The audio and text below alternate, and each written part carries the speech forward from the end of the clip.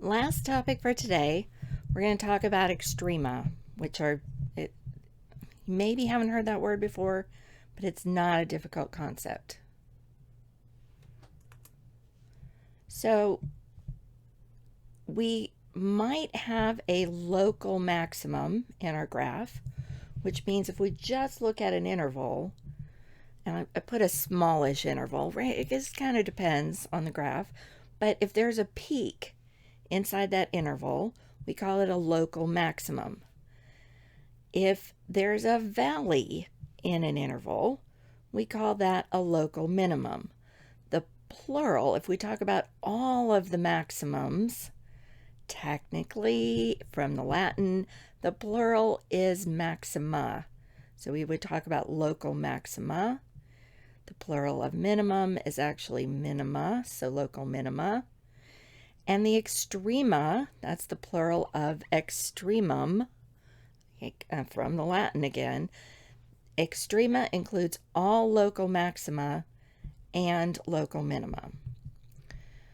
All right, so what am I talking about? This is all I'm talking about, right? Every time in this little piece right here, right, that's my smallish interval. There's my peak. That's an extrema. Here's another peak at 0.2, another extrema. So these two are local maxima. And this one in this interval, right, that's a valley. So that's a local minima, or local minimum, since there's just one. And over here, we have a local maximum and a local minimum. So we just look at the graph, and we're looking for these places. It also happens that any time we have an extrema, we also have a turning point. This is where the graph changes from increasing to decreasing, or from decreasing to increasing. So we look for the turning points, we can find the extrema.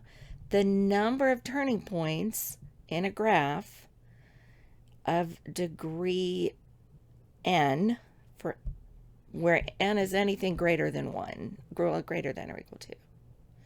All right, so if n is 0, right, there's no turning points. It's just a constant function. We've talked about that before. But, right, we can only have n minus 1 turning points. Let me show you an example. So here's a graph, and the degree is 5, right? So it's an odd degree with a positive first coefficient, so it's in this direction. And, right, we've got 1, 2, 3, 4 turning points. And that's how it works. There's 4 smooth turning points. This polynomial is of degree 5. So a linear function has 1 degree, no local extrema, right? And there's no peaks or valleys, it's a line. A quadratic function has degree 2, there's 1 extreme point at the vertex. A cubic function has degree 3 with at most 2 local extrema. A quartic function has degree 4 with at most 3 local extrema. And how does this relate to the number of turning points? Well, if there's no extrema, there's no turning point, right? The turning points happen at the extrema. So in summary, what we want to see in a graph of a polynomial, we want to see the intercepts, we want to see extrema, and the end behavior.